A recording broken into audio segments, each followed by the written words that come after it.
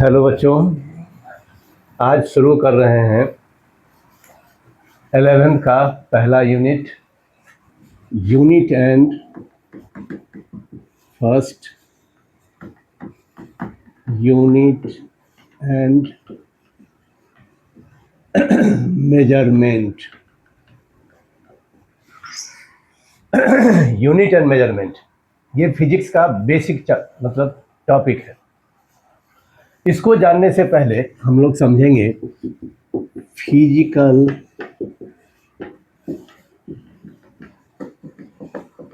Quantity. Physical quantity क्या है? तो फिजिकल क्वांटिटी मोस्ट सिंपली हम ये कहेंगे those quantities which are related to physics, या इसको कहते हैं, इसका डिफिनीशन है those quantities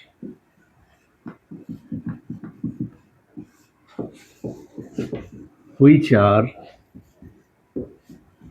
used to explain the laws of physics। मतलब those quantities which are used to explain the laws of physics, very simply they are called physical quantity। अब जैसे Newton second law F equal to M A, तो F equal to M A में Newton के second law में यहाँ तीन quantity है, F for force, M for mass, A for acceleration. मतलब न्यूटन सेकेंड लॉ को एक्सप्लेन कौन करता है? तो तीन quantity, force, mass and acceleration. So these all quantities are called, ये कहलाएंगे फिजिकल क्वांटिटीज। इन सबों को हम क्या कहेंगे? Physical quantity. क्लियर है? अब फिजिकल क्वांटिटीज दो तरह के होते हैं।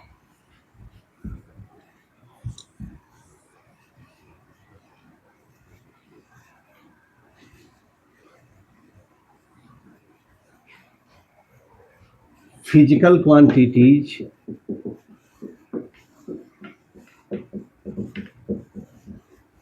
दो तरह के होते हैं।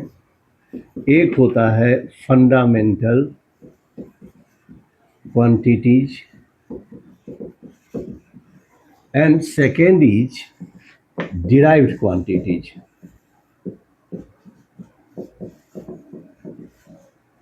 One is fundamental quantities, second is derived quantities. Now fundamental quantities, what is fundamental quantities? So those quantities which are independent, those quantities which are independent मतलब किसी दूसरे पर डिपेंड नहीं करते हैं।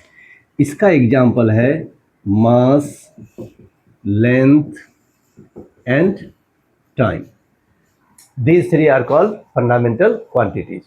यहाँ एक बात और क्लियर समझना चाहिए कि लेंथ में 7 क्वांटिटीज आती हैं। Length, breadth, height, distance, displacement, radius and diameter। मतलब all these 7 quantities are equivalent to length। अब लेंथ फंडामेंटल क्वांटिटीज है, तो ये 7 क्वांटिटीज भी क्या होंगे? फंडामेंटल क्वांटिटीज होंगे। मतलब ये कि फिजिक्स में इस सातों में से कोई भी अगर कहीं यूज होता है किसी भी फॉर्मूला में, तो हम उसको क्या मानेंगे? लेंथ मानेंगे। बट लेंथ क्या है? फंडामेंटल क्वांटिटीज है। So these all 7 quantities are also considered as fundamental quantities. तो फंडामेंटल क्वांटिटीज समझ गए, those quantities which are independent, किसी दूसरे पर डिपेंड नहीं करते हैं।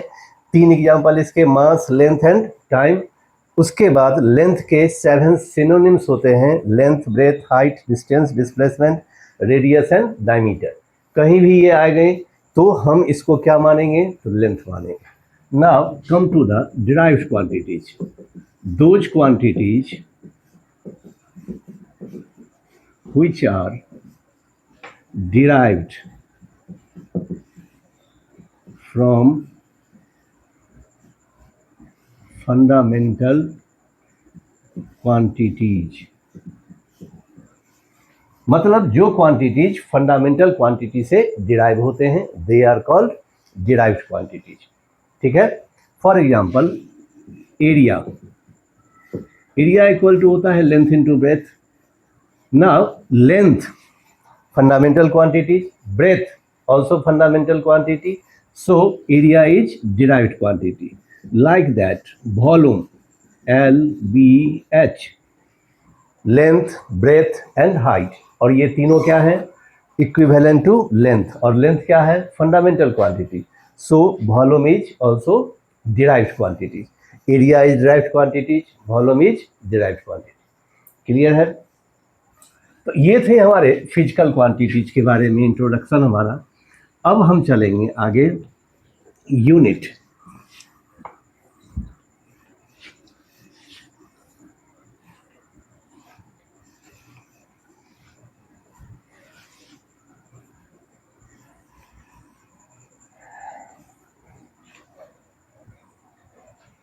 What is unit?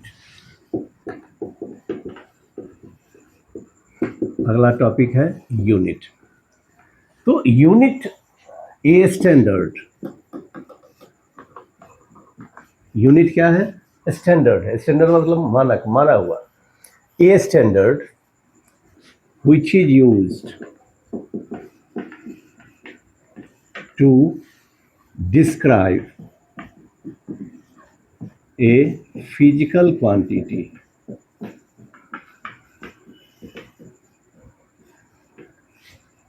A standard which is used to describe a physical quantity is called unit. ठीक है, वेरी सिंपली. अब यूनिट का एक और एस्पेक्ट ये होता है कि it is used to measure the magnitude of a physical quantity. ठीक है, it is used to measure the magnitude of physical quantity. Because कोई भी physical quantity are always in the form of NU.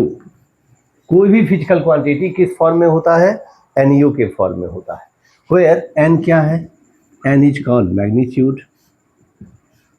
Magnitude का मतलब numerical value, and U stands for unit. तो कोई भी physical quantity हमेशा किस फॉर्म में होता है?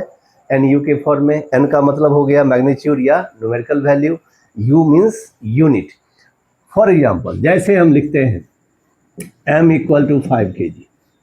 सॉरी, M छोड़िए, सीधे लिखिए 5 kg. तो यहाँ 5 kg में 5 क्या है? N, and kg is U. और ये दोनों मिलकर एक फिजिकल क्वांटिटी को रिप्रेजेंट करते हैं, दैट इज कॉल्ड मास. क्योंकि kg का यूनिट, kg किसका यूनिट होता है? तो मास का यूनिट होता है. जैसा डेफिनेशन में कहा कि which is used to describe a physical quantity. तो फिजिकल क्वांटिटी को यहाँ मास को डिस्क्राइब कौन कर रहा है? kg.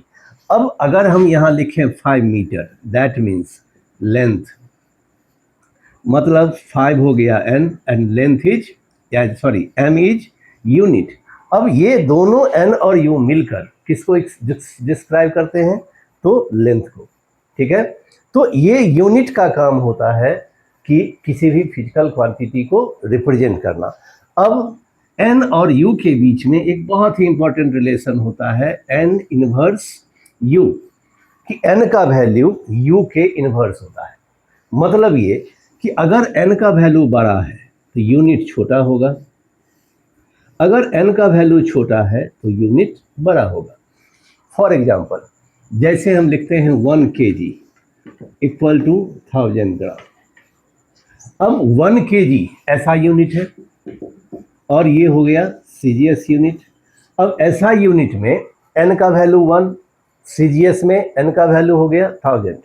तो इसका मतलब ये हुआ कि केजी का एन छोटा है तो केजी ग्राम से बड़ा यूनिट है।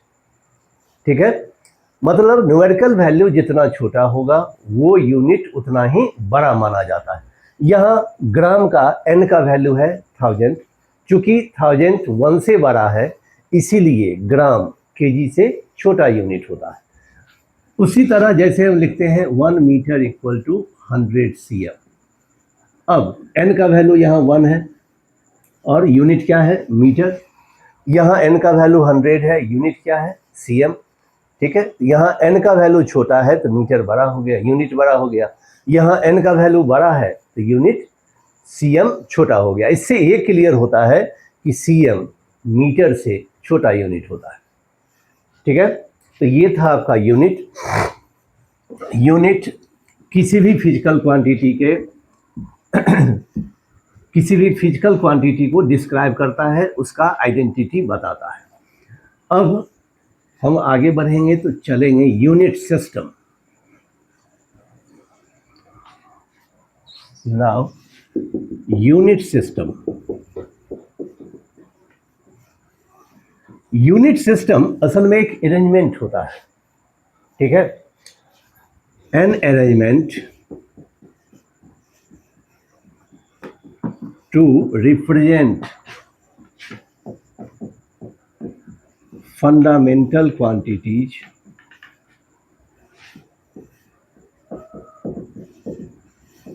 as unit। मतलब एक ऐसा अरेंजमेंट, ऐसी व्यवस्था जिसमें फंडामेंटल क्वांटिटीज को रिप्रेजेंट किया जाता है। किस तरह से? उनके यूनिट के फॉर्म में। मतलब हम वहाँ फंडामेंटल क्वांटिटी मास लेंथ टाइम नहीं लिखते हैं, उसके जगह पर उसका यूनिट लिखते हैं। जैसे पहला unit FPS system, F for foot, P for pound, S for second. अब यहाँ फुट किसका यूनिट है? तो मास का यूनिट है। फुट लेंथ का यूनिट है, पाउंड मास का यूनिट है, and second is the unit of time. दूसरा unit system CGS, C for centimetre, G for gram, S for second. Centimetre किसका यूनिट? लेंथ का। Gram is the unit of mass, second is unit of time. Okay, third unit system. Third system is MKS, M for meter, K for kilogram, and S for second. Meter is the unit of length, kilogram is the unit of mass, and second is unit of time. ठीक है, तो तीन fundamental quantity जो हमने शुरू में पढ़ा था, मास, लेंथ और टाइम, तीनों यूनिट सिस्टम में इनको रिप्रेजेंट किया गया है in the form of their units. FPS foot pound second, CGS centimetre gram second, MKS metre kilogram and second. ये तीन यूनिट सिस्टम तब तक थे जब तक फंडामेंटल क्वांटिटीज की संख्या केवल 3 थी। इसके बाद फंडामेंटल क्वांटिटीज की संख्या को बढ़ाकर 7 किया गया, 4 और जोड़े गए इसमें, तब हमारा नया यूनिट सिस्टम आया, which is called SI system. Fourth unit system is SI system. Fourth unit system is SI system. SI for international system of units, international system of units. इसमें फंडामेंटल क्वांटिटीज की संख्या हो गई 7।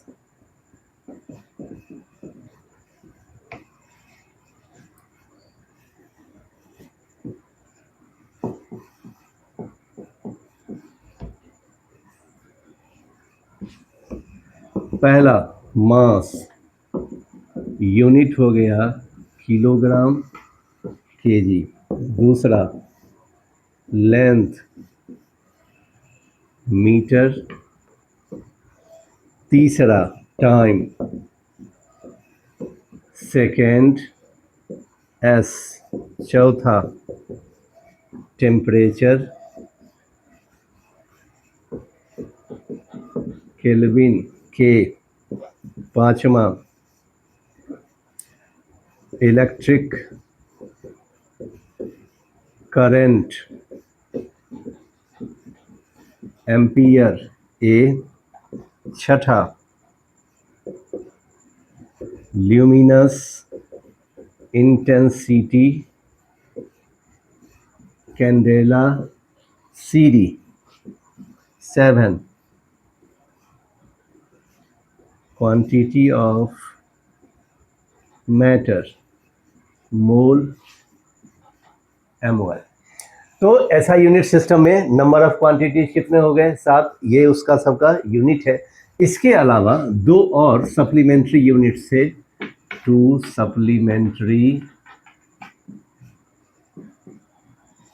Units. First is plane angle, unit इसका होता है radian, RAD। दूसरा था सॉलिड एंगल, स्टेरेडियन, SR। तो टोटल नंबर ऑफ क्वांटिटीज हो गए 7 फंडामेंटल एंड 2 सप्लीमेंट्री यूनिट्स, 9। तो ये हमारा था SI सिस्टम। SI सिस्टम मतलब इंटरनेशनल सिस्टम, मतलब ये कि ये यूनिट सिस्टम मतलब ओवर द वर्ल्ड, पूरे दुनिया में वैलिड होता है, हर जगह लागू होता है। ठीक है, तो 7 और +2 हो गया 9। तो ये था आपका यूनिट सिस्टम। अब मोस्ट इम्पॉर्टेंट कि हम किसी फिजिकल क्वांटिटी का यूनिट कैसे निकालेंगे। ठीक है, यूनिट निकालने का प्रोसेस हम समझेंगे अब। To find unit,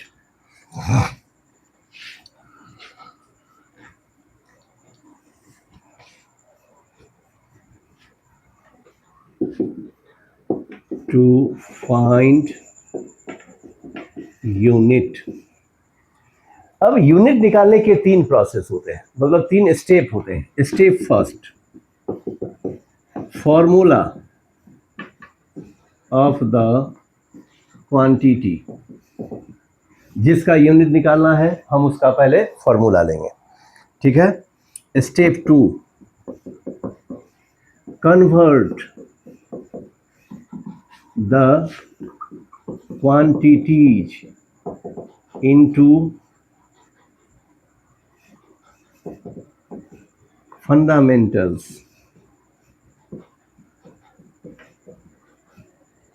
step 3, put the unit in proper unit system।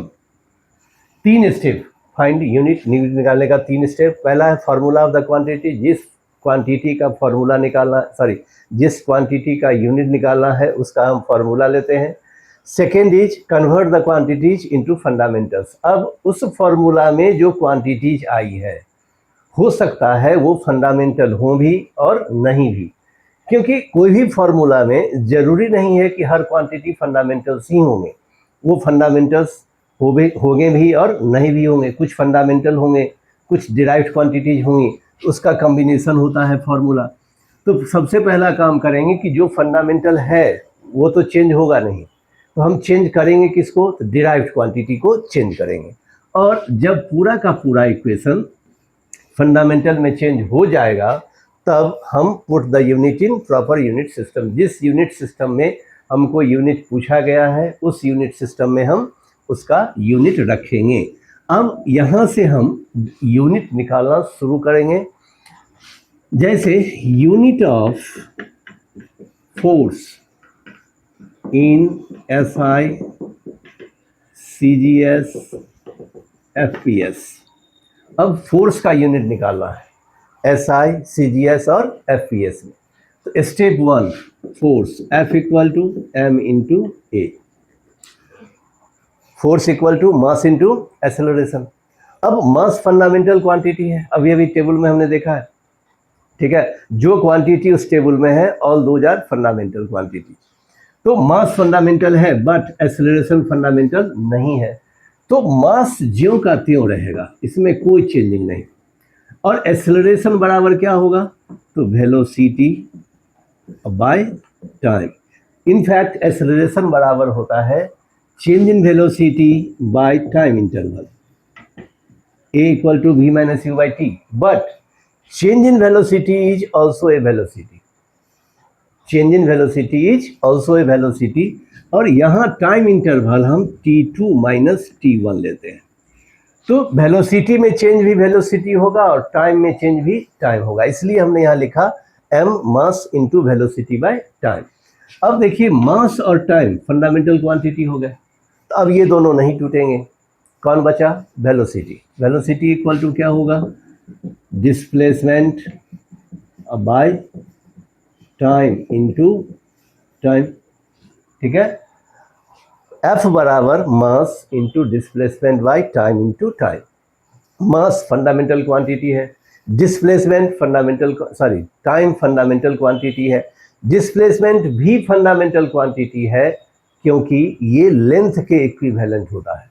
हमने 7 क्वांटिटीज लिखा था, जो लेंथ के इक्विवेलेंट थे उसमें आप देखेंगे तो डिस्प्लेसमेंट भी आता है। मतलब ये इस फॉर्मूला का पूरा RHS, ये पूरा RHS अब कन्वर्ट हो चुका है किसमें, फंडामेंटल क्वांटिटी में। अब हमको 3 यूनिट सिस्टम में यूनिट निकालना है, SI, CGS एंड FPS। हम शुरुआत करते हैं SI से। इन SI अब देखना आपको ये है कि ये आपको एक इक्वेशन मिला है, ठीक है, और यूनिट सिस्टम के हिसाब से हम यहाँ सबका यूनिट रखेंगे।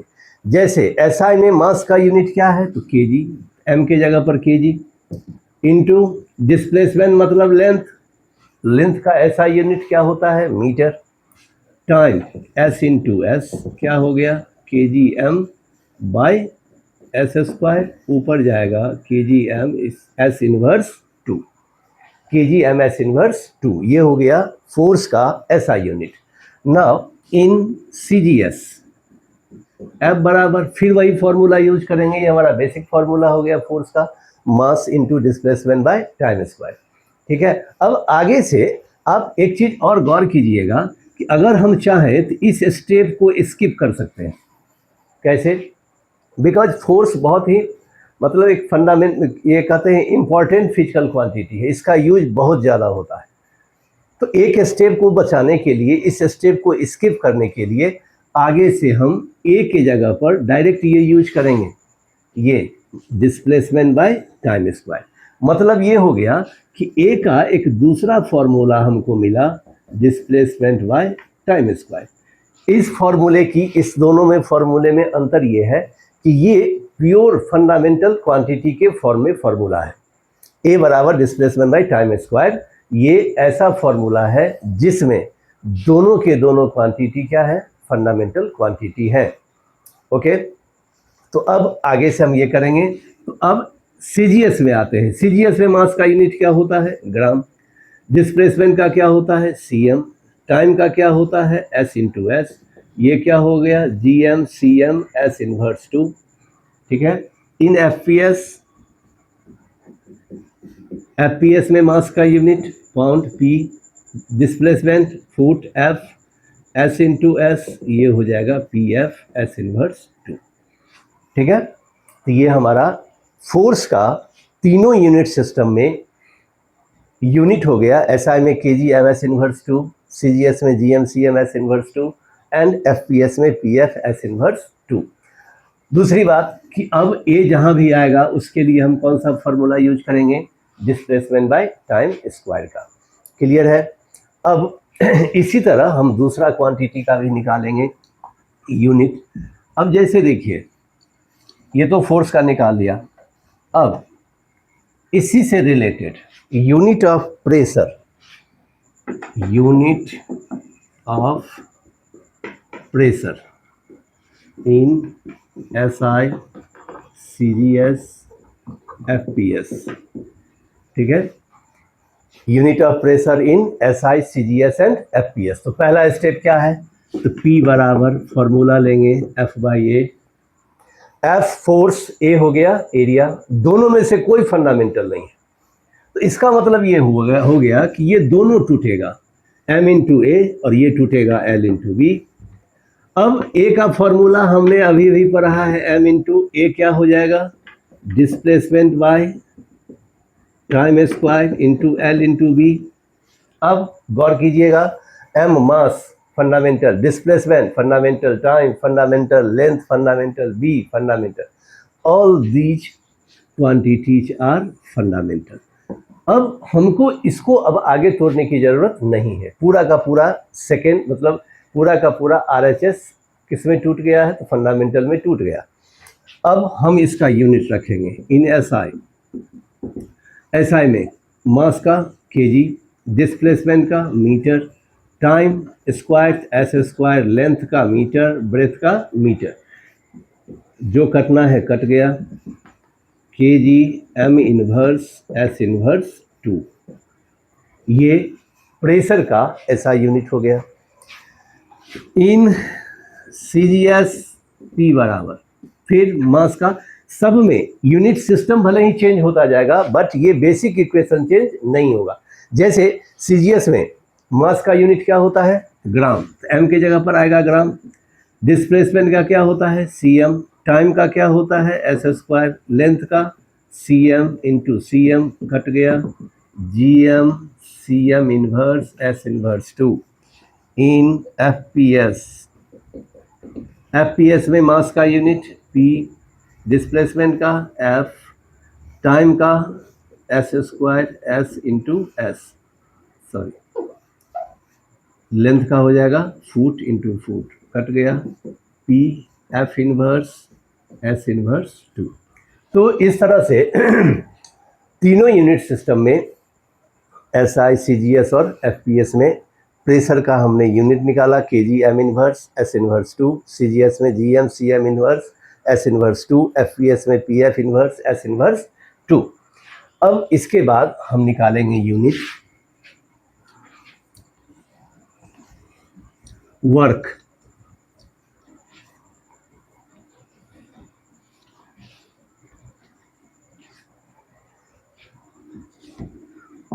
यूनिट ऑफ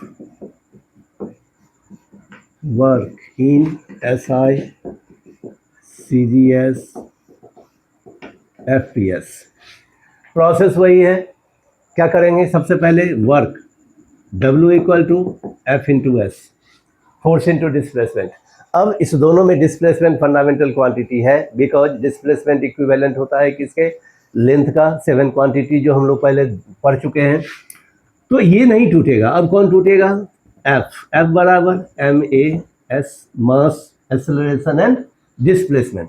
अब MAS में M और S क्या हो गया, फिर फंडामेंटल बचा कौन, A को तोड़िए, A के लिए हमने फॉर्मूला पढ़ा है displacement by time square, displacement by time square. तो अब मास, डिस्प्लेसमेंट एंड टाइम तीनों क्या है, फंडामेंटल। अब हम डायरेक्ट इसका क्या रखेंगे, यूनिट रखेंगे इन SI, मास का kg, डिस्प्लेसमेंट M गुने M बाय S स्क्वायर, क्या हो गया, kg M square S inverse 2। In CGS W, mass का unit gram, CM into CM by S square, GM CM square S inverse 2। In FPS, mass का unit pound, F by S square, PF square S inverse 2। तो ये निकल गया आपका work का unit in SI CGS and FPS। तो इस तरह से उम्मीद करते हैं कि आप सीख गए होंगे। अब हम आगे चलेंगे, ये तो कुछ थे ऐसे जिसका यूज फिजिक्स में सबसे ज़्यादा होता है। अब हम क्या करेंगे, चूंकि अब निकालना हम डायमेंशन यूनिट निकालना सीख चुके हैं, तो अब हम डायरेक्ट यूनिट रखेंगे। किसी भी क्वांटिटी का। जैसे unit of power in SI CGS FPS। अब देखिए P बराबर क्या होता है, W/T, ठीक है। W/T T time fundamental quantity है, तो टूटेगा कौन, वर्क। W बराबर क्या होता है, FS/T। S और T क्या हो गया, फंडामेंटल। अब F बराबर क्या होता है, MA, तो MAS/T। A बराबर क्या होता है, S/T²। A बराबर क्या होता है, यहाँ S डिस्प्लेसमेंट है, A बराबर क्या हो गया, S/T², और एक T पहले से था, तो अब ये पूरी तरह से टूट चुका है। अब इसका यूनिट रखेंगे,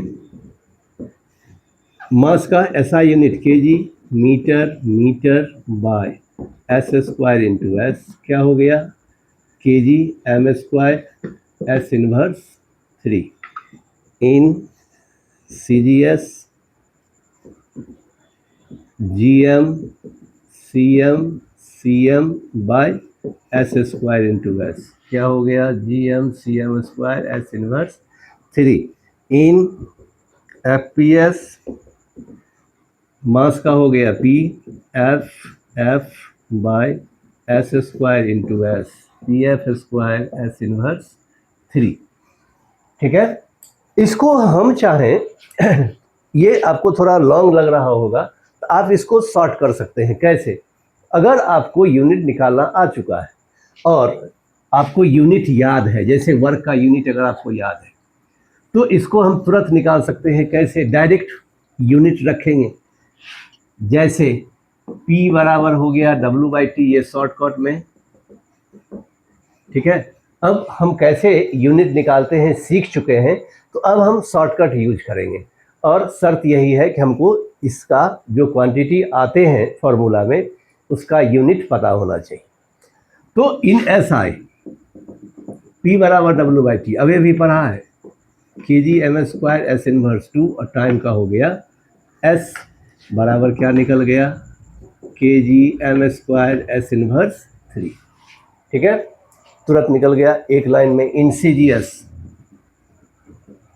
P बराबर W/T, CGS में GM CM² S inverse 2/S, GM CM² S inverse 3 in FPS P equal to W/T PF² S inverse 2/S, PF² S inverse 3, ठीक है।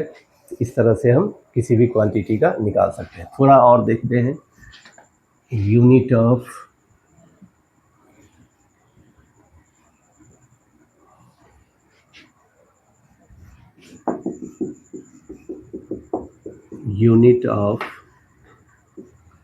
इम्पल्स। इम्पल्स I बराबर होता है F इंटू टी, ठीक है।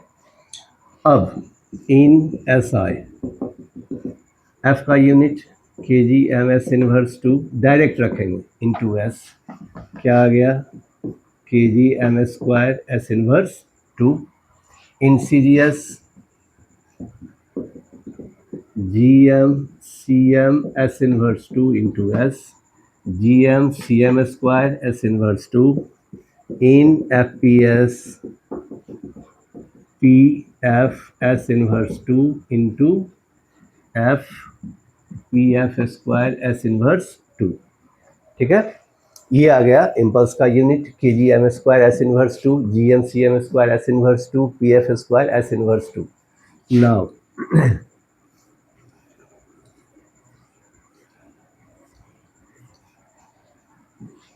Surface tension,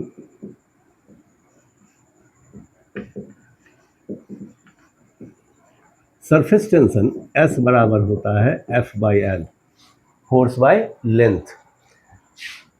इन SI force का unit kg ms inverse 2/m equal to kg S inverse 2 in CGS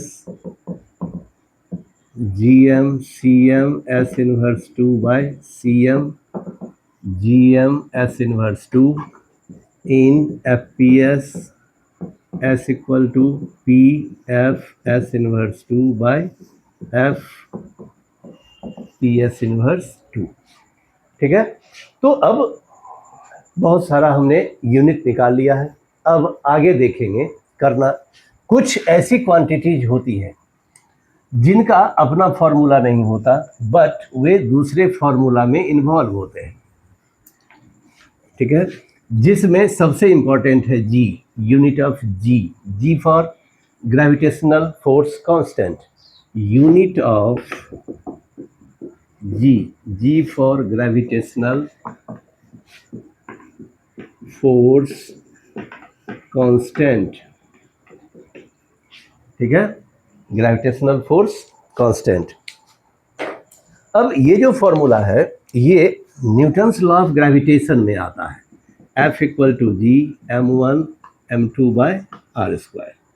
ठीक है, तो स्टेप 1 में था कि फॉर्मूला लेना है, लेकिन जी का अपना फॉर्मूला है नहीं, तो पहला काम करेंगे कि हम इस जी को इस फॉर्मूला से अलग करेंगे। कैसे करेंगे? G m1 m2 equal to F R square, तो G equal to F R square by m1 m2। ठीक है, cross multiply by 1, G m1 m2 equal to F R square, G equal to क्या हो गया? F R square by m1 into m2।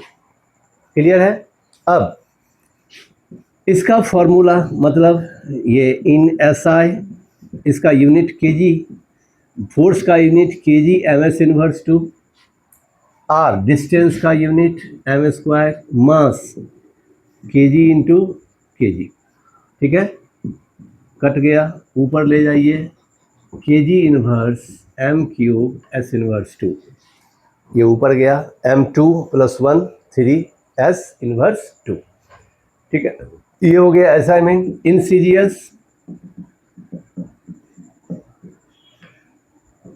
इनसीजियस G equal to force का unit हो जाएगा GM CM S inverse 2, R का हो गया CM square, GM into GM, cut गया, GM inverse CM cube S inverse 2 in FPS में हो जाएगा फोर्स का unit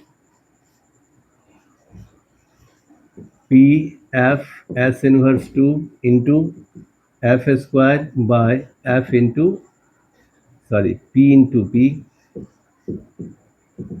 P inverse F cube S inverse 2। ठीक है, तो ये जी का फॉर्मूला काफ़ी इंपॉर्टेंट होता है, कई बार पूछा जाता है ये। तो इस तरह से हम ऐसे क्वांटिटी का भी यूनिट निकाल सकते हैं जिसका अपना फॉर्मूला नहीं हो। तो करना क्या होगा कि जिस फॉर्मूला में वो है मौजूद, उस फॉर्मूला से उस जी को पहले बाहर निकालना होगा। तो वो निकालेंगे कैसे? क्रॉस मल्टीप्लाई या किसी भी दूसरे मेथड से निकालेंगे। इसी तरह एक और इम्पोर्टेंट यूनिट है Planck's constant.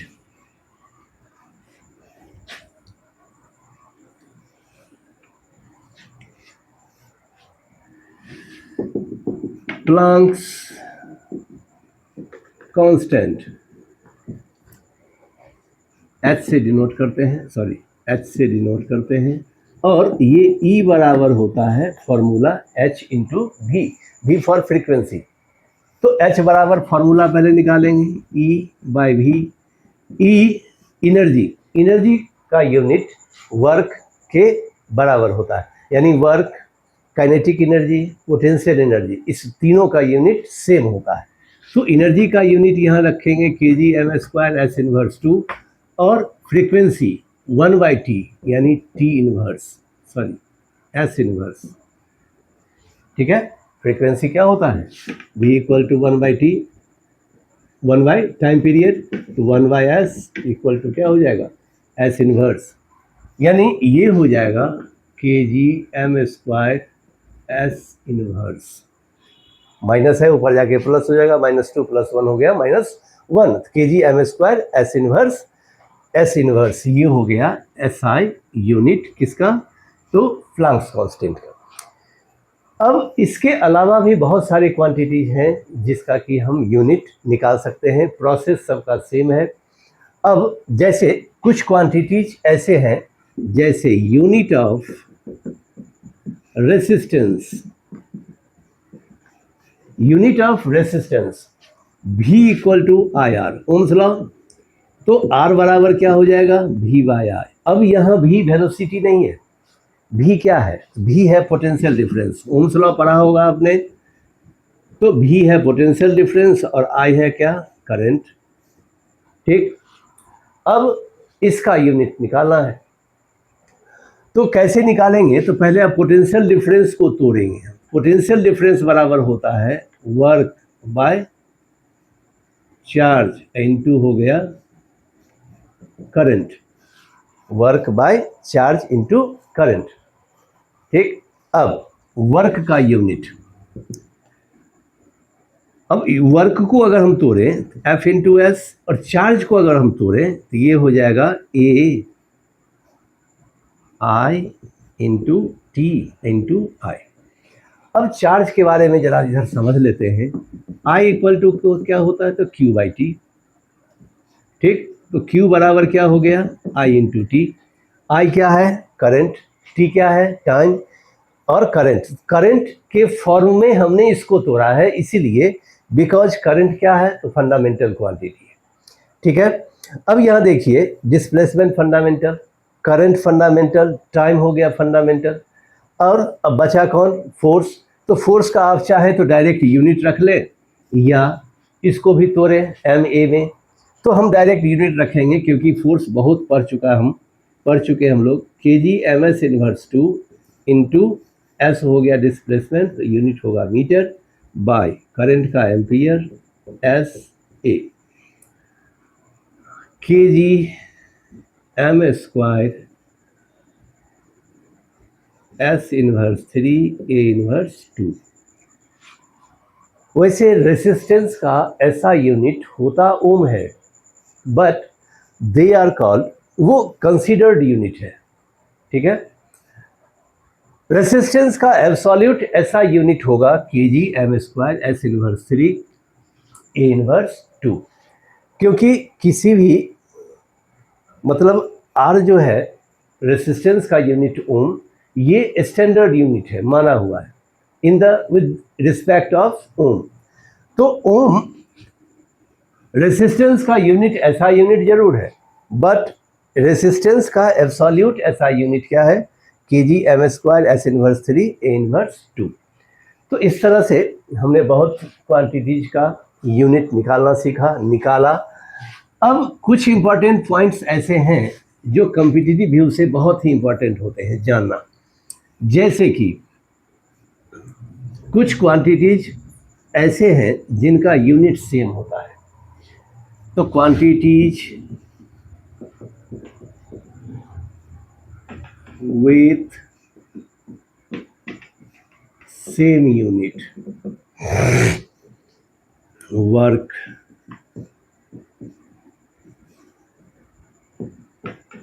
Potential energy, kinetic energy. ठीक है, इस तीनों का यूनिट क्या होता है, सेम होता है work, potential energy and kinetic energy. ठीक, क्या होता है, kg m square S inverse 2, SI में gm cm square S inverse 2, CGS में P F square S inverse 2 FPS। Impulse and linear momentum. अच्छा एक मिनट, इसमें एक क्वांटिटी और भी है, एक क्वांटिटी इसमें और भी है, प्लस टॉर्क। ठीक है, तो ये चार quantity, work, potential energy, kinetic energy and torque, ये चार क्वांटिटी ऐसे होते हैं जिनका यूनिट सेम होता है। क्या होता है, kg m square S inverse 2, gm cm square S inverse 2, pf square S inverse 2। ठीक, ये चारों का ये मतलब यूनिट सेम होता है। अब उसी तरह दूसरे पेयर है इम्पल्स एंड लीनियर मोमेंटम दोनों का डायमेंशन होता है, यूनिट होता है kg/ms inverse, gm/cm/s inverse, pf/s inverse. ठीक है, ये इस दोनों का यूनिट होता है जो कि सेम होता है। किसका किसका? Impulse and linear momentum. यहाँ क्या हो गए? चार, work, potential energy, kinetic energy and torque. इनका यूनिट क्या होता है? दोनों का सेम होता है। ठीक है, तो अब इतना यूनिट में करने के बाद